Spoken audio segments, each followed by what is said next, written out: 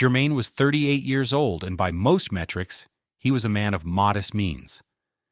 His declared salary was a steady $79,000 a year, a respectable figure for his work as a logistics consultant in Annapolis, Maryland. It was enough to afford the mortgage on their cozy two-bedroom cottage in West Annapolis, a 1,200-square-foot structure with sea-green shutters that he'd painted himself. It was enough to cover the payments on his reliable but unremarkable 2012 Toyota Camry, a car with 187,000 miles on the odometer, and a faint scent of coffee and hard work woven into its fabric seats. It was enough to live a life of quiet comfort, a life he had believed was a shared dream. But it was not enough, he was constantly reminded, for his wife, Solange. The devastating situation began, as it so often did, with her birthday. It was a subject that arrived each year wrapped in anxiety and expectation. This year, her 35th, was supposed to be different. She had told him, with a bright, dismissive wave of her hand, not to worry about it. "A few of the girls and I are just going to get away for the weekend," she'd said a month prior, her voice light and airy. "Just something simple. A little spa trip to St. Michael's. Don't you worry your head about planning a single thing." He had been relieved.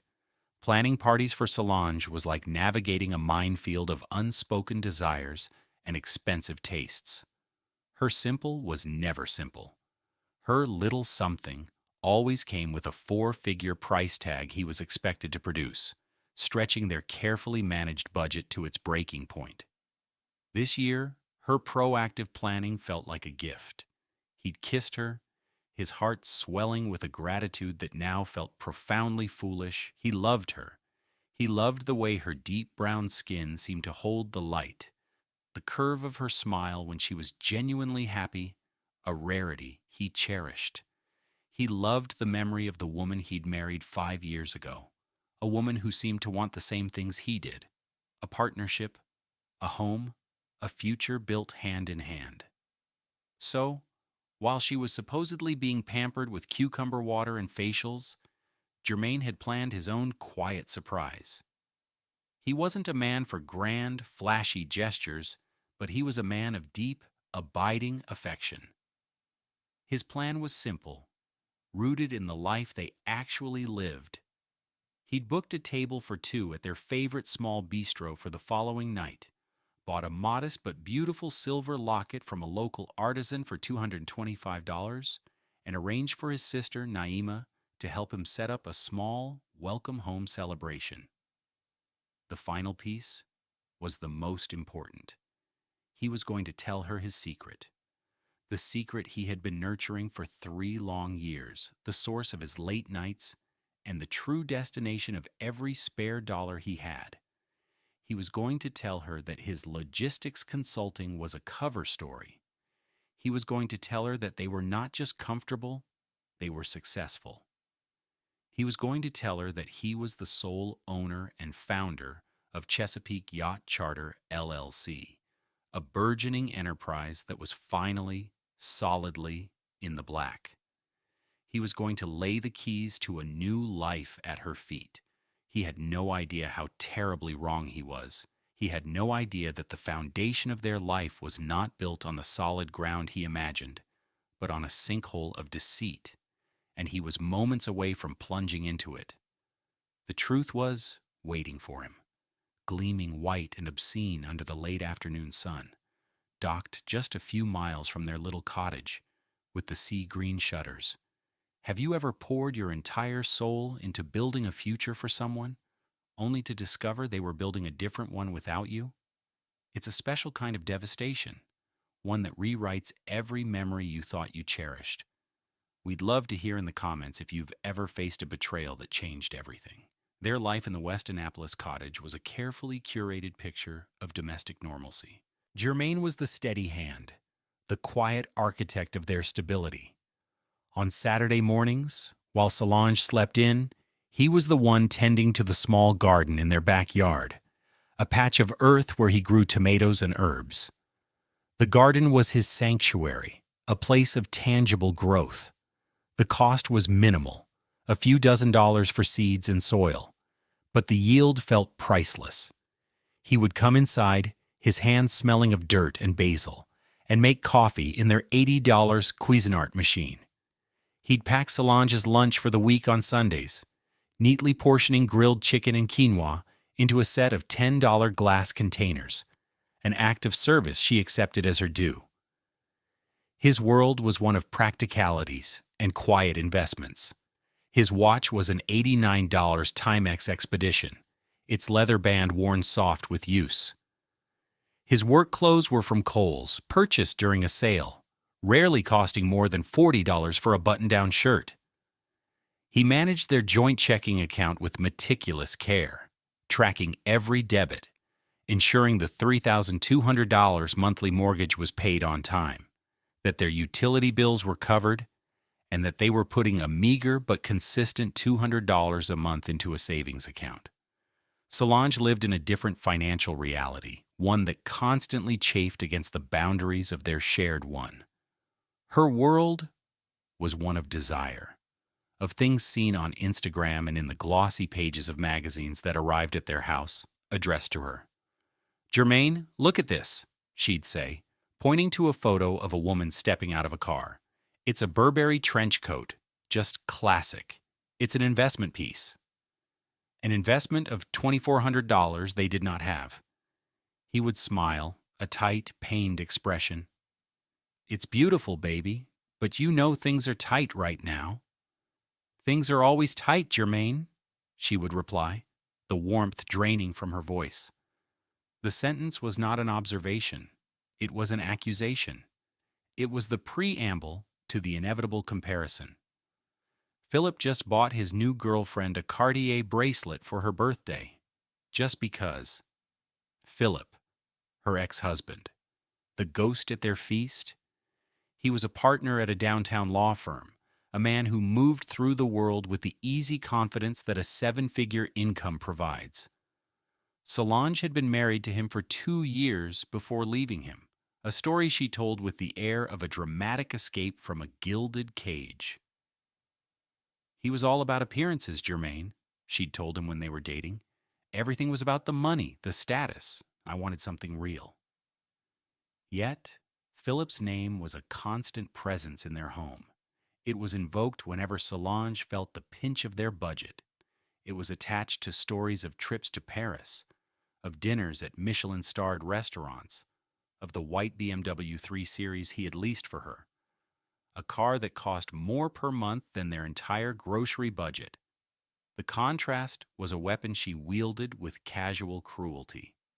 One evening, as he was changing the oil in his 2012 Camry, she came to the garage door, holding her phone. "Philip's in Aspen this week," she announced, a dreamy look on her face. "The snow looks amazing." He just nodded, wiping grease from his knuckles with a worn rag, the $30 cost of the oil change feeling suddenly heavy in his pocket. The biggest secret in Jermaine's life, bigger even than his business, was that he wasn't just a consultant. The late nights he spent in his small home office, surrounded by spreadsheets and maritime charts, weren't for some anonymous corporate client. They were for him. 3 years ago, after his father passed away and left him a modest inheritance of $95,000, he hadn't told Solange the full amount. He told her it was $20,000, which they'd used to pay off her lingering credit card debt.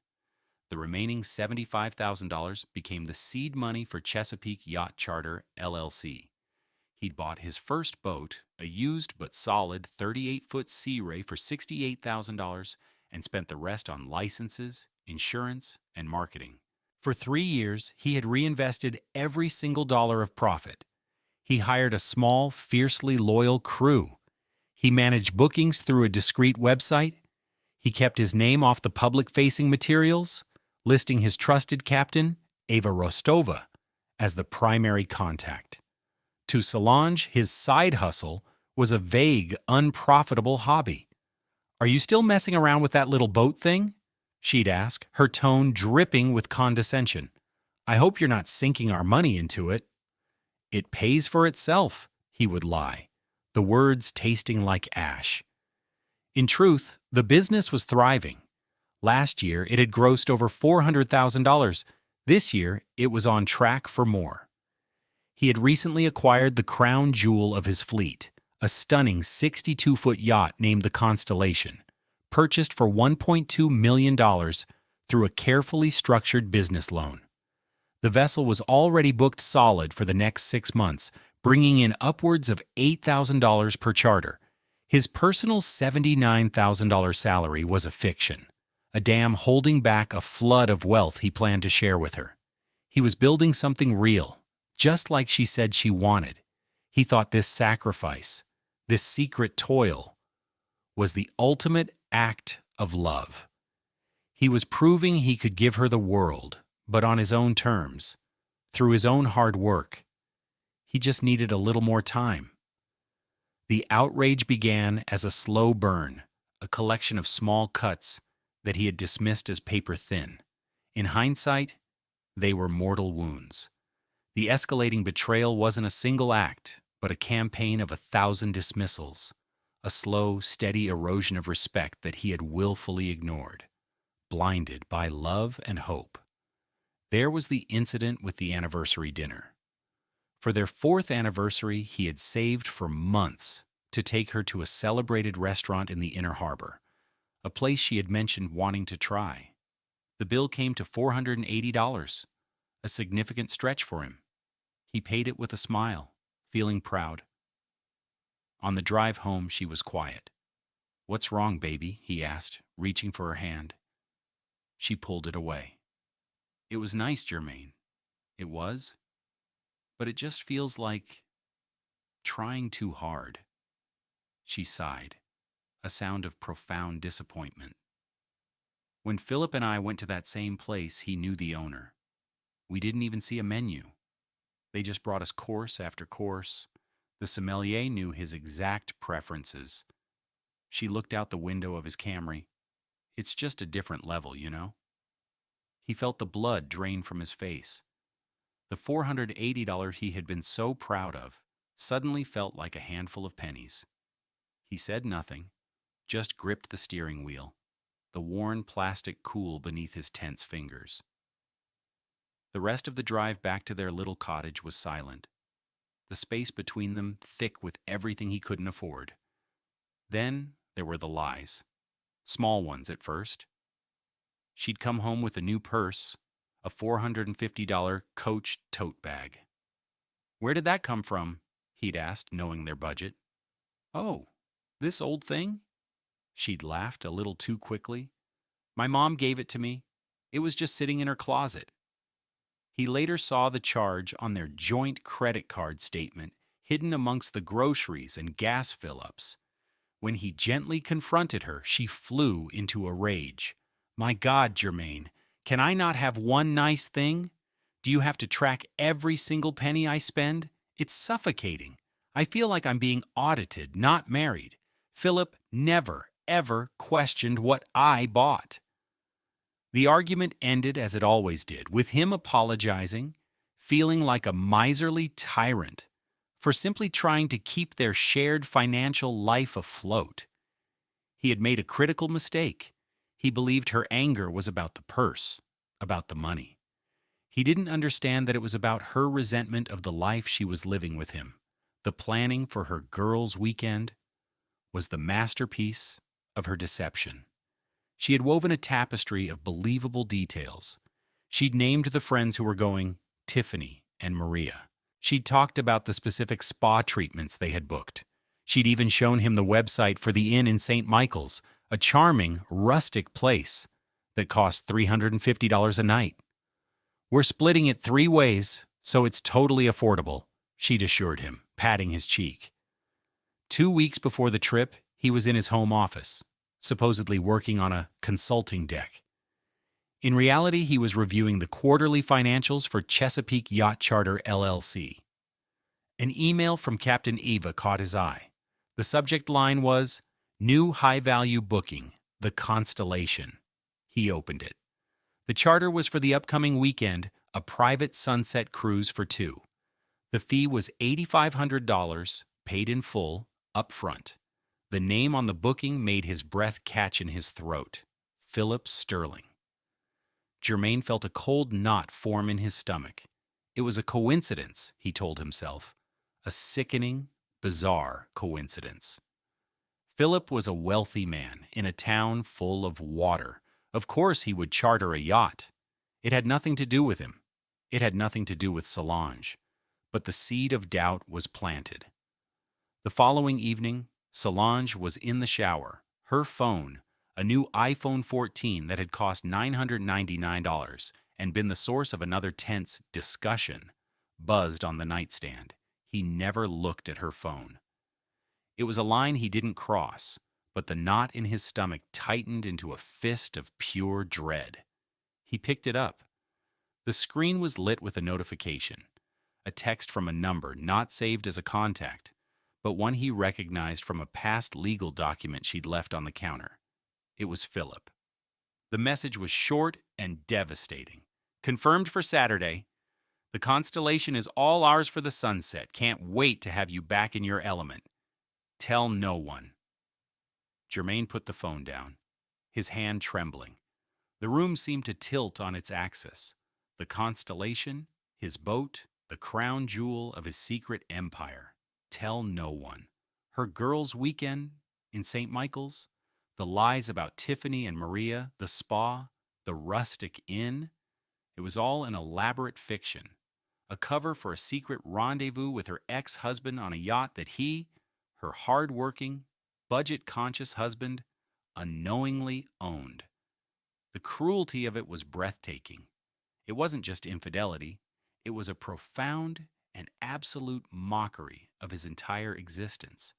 She wasn't just cheating on him. She was using the very fruits of his secret labor, the symbols of the better life he was building for them, as the stage for her betrayal. He felt a strange and terrible calm descend over him. The hurt was so immense it transcended anger, crystallizing into something cold, hard, and clear. He finally saw her.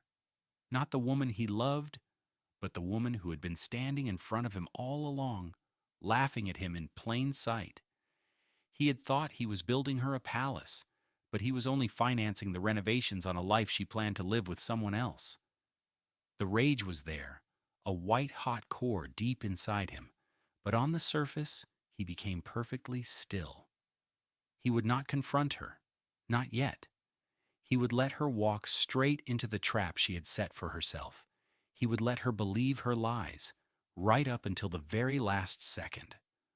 What she didn't know was that the weekend wasn't just her birthday. It was the end of her life, as she knew it. The sun was beginning its slow descent over Annapolis, painting the sky in strokes of orange and violet. The air at City Dock was thick with the smell of low tide, diesel fuel, and the fried dough from a nearby vendor. It was 5:47 p.m. on Saturday, October 15th. Jermaine stood near the edge of the parking lot, his sister Naima by his side. He held the small, square box containing the $225 silver locket in his jacket pocket, its weight a dense, ironic counterpoint to the hollowness in his chest. "You seem quiet, Jermaine," Naima said, her voice gentle. Her long braids, threaded with subtle silver beads that clicked softly when she moved, framed a face filled with concern. "You sure this is a good idea? Just showing up? Solange can be particular about her surprises." "I'm sure," he said, his voice flat. "I just want to see her. Welcome her back." The lie felt smooth, practiced. He had been practicing it for 2 weeks. They walked toward the docks, past families eating ice cream and couples holding hands. Jermaine's eyes scanned the forest of masts and polished hulls. And then he saw it. Docked at Slip 7, the premier spot reserved for the largest and most luxurious vessels. The Constellation. She was magnificent. A 62-foot marquee, her white fiberglass hull gleaming as if lit from within. Her polished chrome fixtures caught the dying sunlight like scattered diamonds. Even from a distance, he could see the teak decking, the plush outdoor seating, the bottle of champagne chilling in a silver bucket on the aft deck table. He knew every inch of this vessel. He had spent 2 full days with the surveyor before finalizing the $1.2 million purchase. He knew the hum of her twin Volvo engines, the precise layout of her 3 staterooms, the exact cost of the Italian leather upholstery on her salon sofas, which was a staggering $22,000. This boat was his pride, his ambition made manifest, and it was the scene of the crime. As they got closer, he saw them. They were standing on the aft deck, bathed in the golden hour light. Philip Sterling was leaning against the railing, a portrait of casual wealth. He wore a crisp navy blue polo shirt, white linen trousers, and a Patek Philippe watch that likely cost more than Jermaine's Toyota. He was laughing, a broad, confident smile on his face. And then there was Solange. She was radiant. She wore a flowing white sundress that probably cost $600, her luminous, deep brown skin glowing against the fabric. Her hair was done up in an elegant twist, and she was wearing diamond earrings Jermaine had never seen before. She was looking up at Philip, her face alight with a kind of uninhibited joy he hadn't seen directed at him in years. She tilted her head back and laughed, a full-throated sound of pure delight. In that moment, she was not the woman who lived in a small cottage and complained about a budget. She was the woman who belonged on a yacht, draped in diamonds, laughing with a man who could give her all of it without a second thought. Jermaine stopped walking. Naima followed his gaze, and a soft gasp escaped her lips. "Jermaine, is that?" He didn't answer. He just watched. He watched as Philip reached out and brushed a stray curl from Solange's face. He watched as she leaned into the touch, her eyes fluttering closed for a fraction of a second. The scene was so intimate, so comfortable. It was like watching a husband and wife who had been married for 20 years. And then Solange's eyes opened. They drifted past Philip's shoulder, across the 50 feet of water and wood, separating the yacht from the dock, and they landed on Jermaine. The transformation was instantaneous and brutal. The radiant joy on her face didn't just fade, it shattered. Her smile froze, then collapsed. The color drained from her cheeks, leaving her glowing skin looking ashen. Her eyes widened in pure, unadulterated horror. Her body went rigid. Her hand, which had been resting on Philip's arm, recoiled as if she had touched a hot stove. It was the face of a person who had seen a ghost. Worse, it was the face of a person who had been caught, utterly and completely caught. Philip, noticing the change, turned. His smile faltered as he saw Jermaine and Naima standing there. Confusion flickered across his features, followed by a flicker of annoyance. But Jermaine's eyes were locked on his wife. He saw everything in that one, silent moment. The depth of the lie. The contempt she held for him. The life she truly wanted and the man she wanted it with. The whole, ugly, heartbreaking truth. He felt the cold, hard clarity from 2 weeks ago settle over him again. Not as a feeling, but as a physical presence. It was a shield. He took a slow breath, the salty air doing nothing to clear the bitter taste in his mouth. He looked at Naima, whose face was a mask of disbelief and fury. He gave her a single, almost imperceptible shake of his head. Not now. Then he started walking again, his steps even and deliberate. He walked down the ramp toward Slip 7, toward his yacht, toward his wife and her lover. He was no longer the unsuspecting husband. He was the owner, coming to inspect his property. The few seconds it took to walk from the edge of the dock to the gangplank of the Constellation felt like an eternity. For Jermaine, this was the heart of the playing dumb phase, a performance of normalcy, while his world was being torn apart. Every step was a lie. His calm expression was a lie. The relaxed set of his shoulders was a lie. He could feel Naima's shocked, furious energy vibrating beside him, but he walked as if he were simply approaching a friend's boat, a casual visitor dropping by.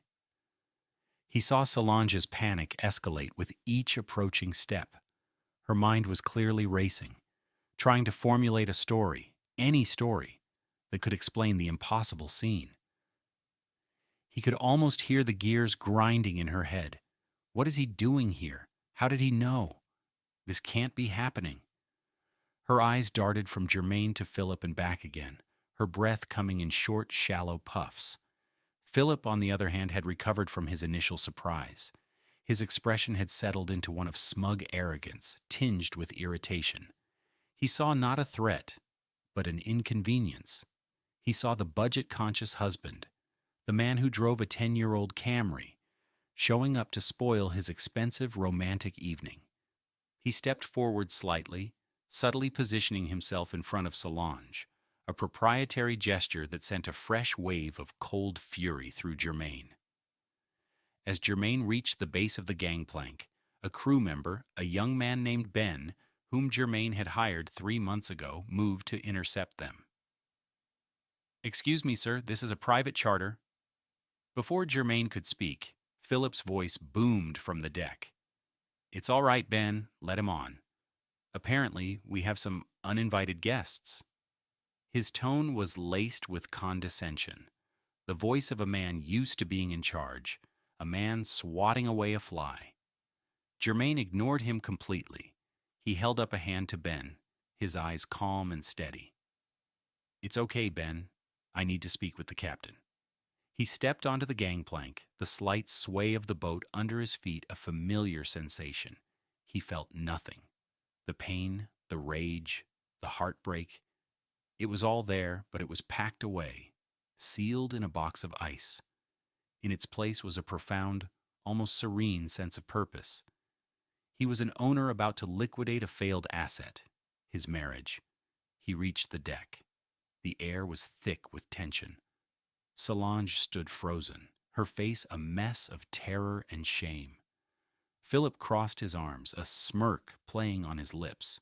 He was ready for a confrontation, anticipating a scene, perhaps some yelling from the cuckolded husband that he could coolly put down.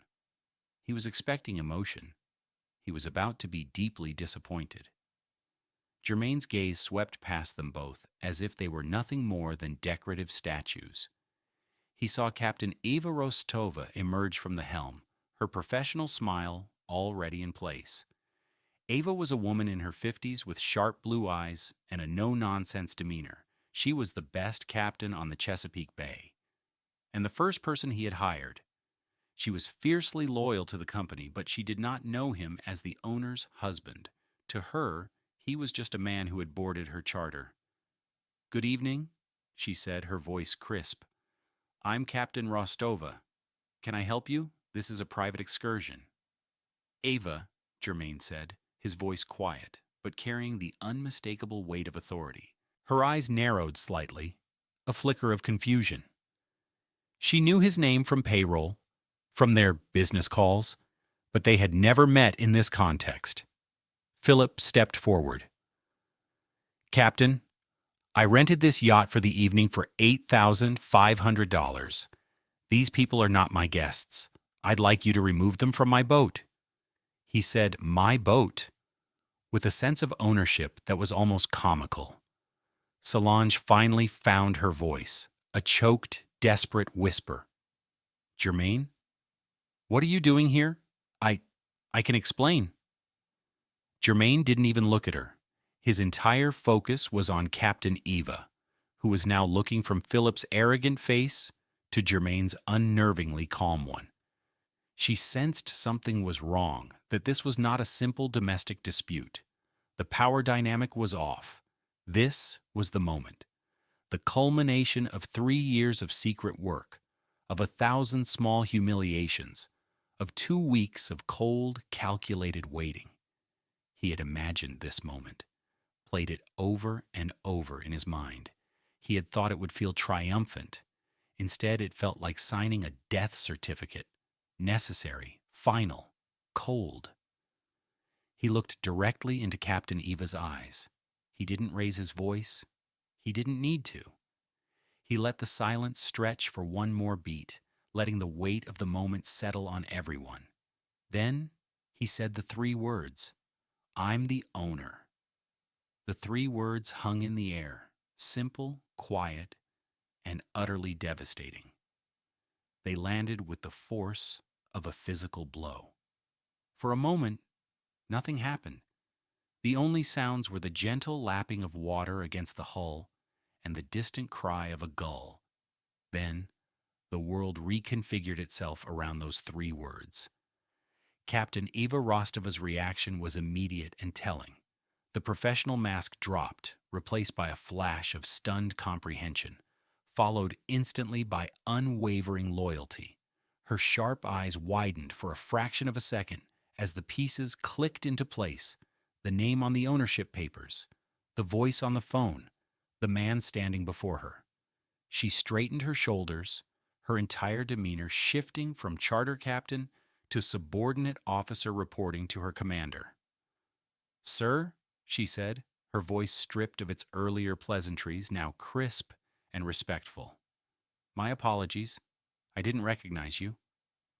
She cast a brief, withering glance at Philip, who was still processing the statement. Philip scoffed, a short, ugly sound of disbelief. "You're the what? The owner? Don't be ridiculous." He turned to Ava. "Captain, I'm paying you a lot of money. Get this lunatic off my vessel." Jermaine didn't even grant him a look. His eyes remained fixed on Ava. "Captain," he said, his voice still low and controlled, "your orders are to terminate this charter immediately. Take us back to the dock." "Yes, sir," Eva said without hesitation. She turned on her heel. "Ben, Michael, prepare to cast off. We're returning to port." The crew, who had been watching the drama unfold with wide eyes, snapped into action. The sound of ropes being uncoiled and the sudden, deeper thrum of the Volvo engine starting up was the sound of Jermaine's authority taking hold. It was then that reality finally crashed down on Philip. His face, which had been a mask of smug arrogance, cycled through a rapid series of emotions: confusion, then indignation, then pure, sputtering rage. "What the hell is going on? I paid for this. This is my evening. You can't just—" "I can," Jermaine said, finally turning to look at him. His gaze was cold and empty. "And I am. This is my company, Chesapeake Yacht Charter, LLC. This is my boat, the Constellation, asset number 001 in my fleet. You paid for a service. As the owner, I am revoking that service." He paused, letting the words sink in. "You will receive a full refund of your $8,500 charter fee within 3 business days. Now please be quiet. My captain has work to do." Every detail, the LLC name, the asset number, the exact refund amount, was delivered with the dispassionate precision of an auditor. It wasn't an argument. It was a statement of fact, and it completely dismantled Philip's entire sense of control. He was a man who used money as a weapon and a shield. Suddenly, his money was worthless. He was on a $1.2 million yacht, and the man he had dismissed as a broke, nobody owned it all. Solange, who had been paralyzed, finally broke. "Jermaine, please," she cried, stepping forward, her hands outstretched. Tears streamed down her face, ruining her perfect makeup. "Please, don't do this. We can talk about this. It's not what it looks like." "It is exactly what it looks like," Jermaine said, his voice devoid of any warmth. He looked at her, truly looked at her, and felt a vast, empty space where his love for her used to be. He saw the expensive dress, the new diamond earrings, gifts from Philip, no doubt, and he felt nothing but a distant pity. "You are on a private cruise with your ex-husband, on your birthday. After telling me you were in St. Michael's with your friends, there is nothing to talk about." "He's just a friend, Jermaine. An old friend," she sobbed, her desperation escalating as the boat began to move. the gap between the yacht and the dock widening. "He wanted to do something nice for my birthday. That's all." Naima, who had been standing silently by the railing, finally spoke. Her voice was low and shaking with fury. "A friend? Solange, I have watched my brother work himself to the bone for you. I have watched him count every dollar to give you a good life while you complained that it wasn't good enough. And you do this? On his boat? You are shameless." The yacht was now turning, its powerful engines pushing it away from the open water of the Severn River and back toward the unforgiving lights of City Dock. The beautiful sunset, the one meant for her and Philip, was now behind them. Philip, red-faced and humiliated, made one last attempt to assert himself. "You'll be hearing from my lawyer. Breach of contract. You have no idea who you're messing with." Jermaine almost smiled. It was a cold, mirthless expression. "I think I do," he said softly. He pulled his phone from his pocket, a simple Samsung that cost him $300 2 years ago. He found the number he needed. He didn't have to look at Philip. "Mr. Sterling, you're a partner at Sterling, Albright, and Finch, correct?" "I know Mr. Albright. We're in the same boating club." I'm sure he'd be fascinated to hear about how one of his senior partners conducts himself on a private charter, especially one that ends so publicly. The threat was veiled, but surgically precise. Philip's face went white. The story of him being kicked off a yacht by his girlfriend's husband, the husband he thought was a broke joke, would be catastrophic for his image. The carefully constructed facade of power and control he projected. He was silenced, utterly defeated. The short ride back to the dock was the longest 10 minutes of Solange's life. She alternated between pleading with Jermaine, who stared out at the water and refused to look at her, and shooting venomous looks at Philip, as if it were all his fault. The beautiful evening had devolved into a cramped, floating prison cell of shame. As the boat nudged gently against the dock, Jermaine turned to Eva. "Thank you, Captain. Secure the boat. I'll be in touch on Monday." "Yes, sir," she said, her eyes filled with a deep, quiet respect. Jermaine turned and walked toward the gangplank. Naima was right behind him. He didn't look back. "Jermaine, wait!" Solange wailed from the deck. "Where are you going? What are we going to do?" He stopped at the top of the gangplank but didn't turn around. He spoke to the darkening sky, to the water, to the past 5 years of his life. "There is no we," he said. His voice was calm, final. "I'll have my lawyer send your things to your mother's house. Don't come back to the cottage." Then he walked down the gangplank and didn't stop until he and Naima were back in the parking lot, leaving the gleaming white yacht and the wreckage of his marriage behind him. Monday morning arrived with a cold, gray drizzle that matched the mood in Jermaine's heart. The emotional storm had passed, leaving behind the grim, quiet work of cleaning up the debris. At 9:15 a.m., he walked into the offices of Okoro and Associates, a boutique law firm located in a discreet brick building in downtown Annapolis. The firm specialized in high-asset divorce, and Ms. Adana Okoro came highly recommended. She was known for being sharp, strategic, and utterly unflappable. Her services came at a cost, a $10,000 retainer, and a billing rate of $750 per hour. It was a price Jermaine was more than willing to pay. He was ushered into a corner office with a sweeping view of the state capitol building. The room was decorated in shades of cream and navy blue, with modern art on the walls. It was a space that projected competence and expensive success. Ms. Okoro stood to greet him. She was a tall, elegant black woman in her late 40s, her hair styled in immaculate twists. She wore a tailored suit that probably cost more than his monthly mortgage payment. Her handshake was firm, her eyes intelligent and direct. "Mr. Vance," she said, her voice warm, but all business. "Thank you for coming in.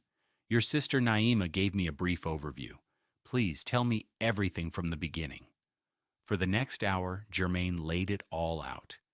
He didn't editorialize or get emotional. He spoke with the same dispassionate clarity he had used on the yacht. He presented the facts as if he were delivering a report to a board of directors. He started with the founding of Chesapeake Yacht Charter LLC 3 years prior, using his premarital inheritance of $75,000. He produced the original incorporation documents, clearly dated a year and a half before his wedding to Solange. "The LLC is solely in my name," he explained, pushing a thick binder across the polished mahogany desk. "My wife has never been an employee, a partner, or a listed officer. Her name appears nowhere on any of the corporate filings." Ms. Okoro nodded, her pen gliding across a legal pad. "Excellent. In Maryland, assets acquired before the marriage are generally considered non-marital property. We will argue forcefully that the entire LLC and all its assets are yours alone." Jermaine then opened a second binder. This one contained the complete financial records of the company. He had printed everything: profit and loss statements, balance sheets, asset registers. "This is the current asset list," he said, turning to a specific page. "Asset 001, the 2021 Marquise M62, the Constellation. Purchase price, $1.2 million. Current estimated market value, approximately $1.1 million. Asset 002, a 2018 Sea Ray, Sundancer 460, the Severn Queen. Purchase price, $450,000. Asset 003, a 2019 Boston Whaler, 330, Outrage, the Bay Runner. Purchase price, $310,000. He continued down the list, detailing maintenance equipment, mooring leases, and office hardware. The total value of the company's assets was just north of $1.9 million, with a single business loan of $800,000 against the Constellation. "The company grossed $412,000 last year," Jermaine continued. "Net profit after all expenses, salaries, and reinvestments was $128,000.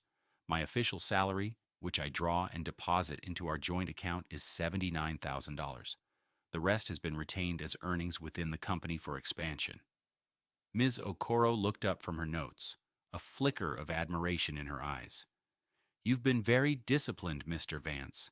You've built a firewall between your personal finances and your business. This makes our job much cleaner." Finally, he detailed the events of Saturday evening. He described the lie about the girls' weekend, the text message he saw, and the scene on the dock.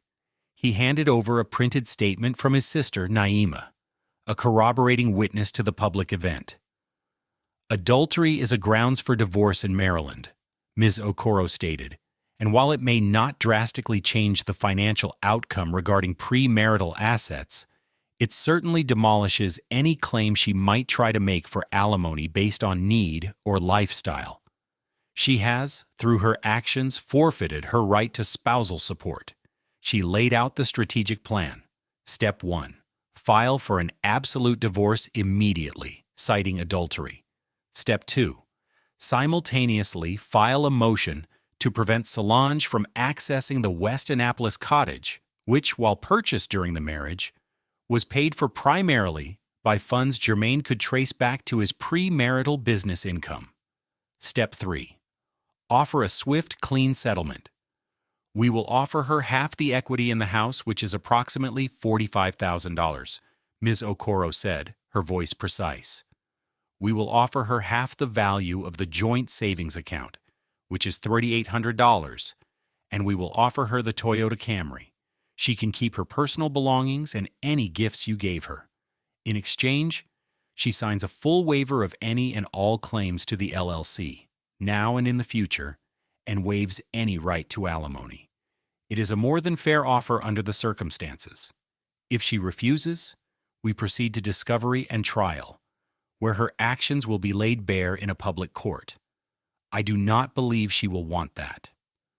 Jermaine felt a weight lift from his shoulders. This was a clear path forward. It was business, cold, clean, and final. "And Philip Sterling?" he asked. "A gift," Ms. Okoro said, with a thin smile. "His presence confirms the adultery, and his public humiliation ensures he will not want to be dragged into a messy court battle as a witness.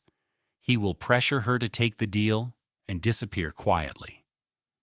You've already won, Mr. Vance. Now it's just a matter of paperwork. He left her office an hour later, after signing the retainer agreement and the initial divorce filings. The $10,000 fee was deducted from his business account. As he stepped out into the persistent drizzle, he didn't feel happy. He didn't feel sad. He felt empty, but it was a clean, quiet emptiness. The space was now cleared. He had a strategic plan. It was time to rebuild. If you've ever had to make a tough decision to protect your peace and your future, let us know how you found the strength to do it. Your story could inspire someone else in our community. The consequences of that single, three-word sentence cascaded through their lives with the brutal efficiency of a controlled demolition. The fallout was not loud or explosive, but a series of quiet, devastating implosions. For Solange, the collapse was total. The divorce papers arrived via a courier to her mother's house 2 days after the incident on the yacht. The legal language was cold and impenetrable, but the message was clear. Her marriage was over. The life she had curated was gone. Ms. Okoro's prediction was correct. Faced with the prospect of having her affair with Philip detailed in open court, Solange instructed her cut-rate lawyer to accept the settlement immediately. She received a check for $48,800, her share of the house equity and savings. The 2012 Toyota Camry, the car she had so often derided, was now her only mode of transport. The cottage in West Annapolis, with its sea-green shutters and the garden Jermaine tended, was a memory. She was forced to rent a generic one-bedroom apartment in a sprawling complex in Glen Burnie for $1,850 a month, a place with beige walls and a view of a parking lot. Her social life evaporated. The friends who had known about Philip, who had perhaps even encouraged the affair, now treated her like a pariah. The story had spread like wildfire through their circle, but it wasn't the story of a woman finding romance. It was the story of a woman who had been spectacularly and publicly shut down by the quiet, unassuming husband she had underestimated. She was no longer an object of envy. She was a cautionary tale. The diamond earrings from Philip were returned in a small velvet box. He wanted nothing more to do with her. Stripped of Jermaine's stability and Philip's glamour, she was just a woman in a beige apartment, her expensive tastes now a cruel joke in the face of her new reality. She found a job working as a cashier at a high-end department store, the very kind of place she used to shop, earning $19 an hour and offering other women the dream she had lost. For Philip Sterling, the consequences were less financial and more reputational, which for a man like him was almost worse. Jermaine's veiled threat had been more than effective. The story of the aborted yacht party became a piece of Annapolis gossip, a little anecdote told with a smirk at cocktail parties and on the golf course. He wasn't ruined, but he was diminished. He was the man who had tried to steal another man's wife on the man's own yacht and had been sent home like a naughty schoolboy. It made him look foolish, and in his world, foolishness was a fatal flaw.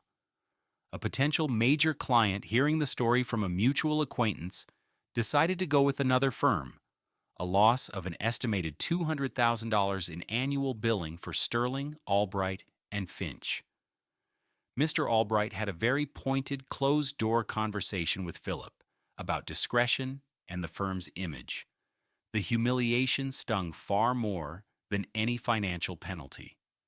For Captain Eva Rostova and her crew, the consequences were entirely positive. The following week, Jermaine called a meeting. He formally introduced himself as the owner and laid out his vision for the company's expansion. He thanked them for their professionalism and loyalty during the incident. Then he gave Captain Eva a discretionary bonus of $15,000. He gave Ben and the other crew member, Michael, bonuses of $5,000 each. It was a powerful statement. Loyalty to the company to him, would be rewarded. Their morale and their respect for the quiet man who had been signing their paychecks all along soared. For Jermaine, the consequence was, paradoxically, freedom. The final divorce decree arrived 6 months later. The cottage was his, the business was his, the future was his.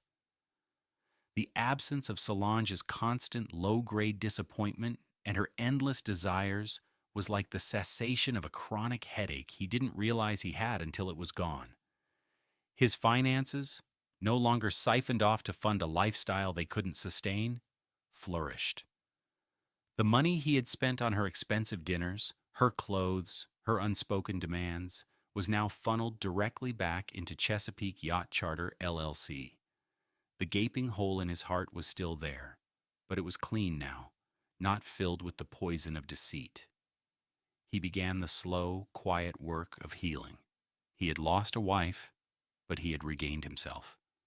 The cost had been immense, but the return on investment was proving to be immeasurable. 2 years passed.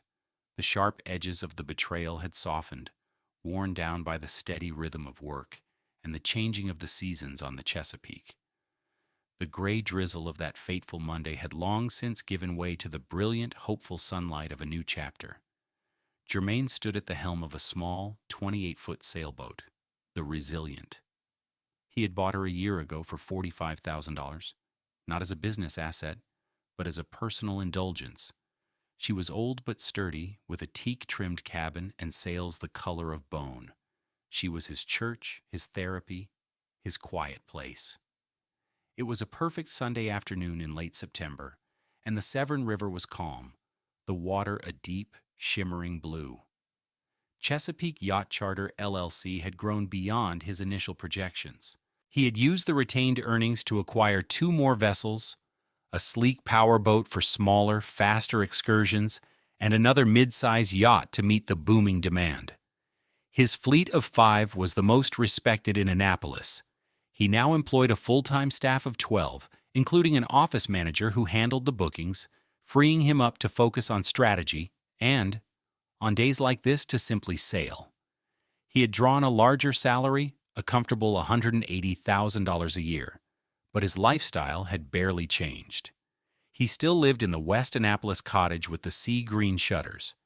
He still drove a Toyota, though he'd upgraded to a certified pre-owned RAV4. The $89 Timex was still on his wrist. The trappings of wealth held no allure for him. True wealth, he had learned, was not about what you could buy, but what you could build. It was about integrity. It was about a quiet mind. Naima sat across from him in the cockpit, sipping a bottle of water. Her presence had been a constant, steady anchor in the storm. "You seem happy, Jermaine," she said, her voice carrying over the gentle flap of the sail.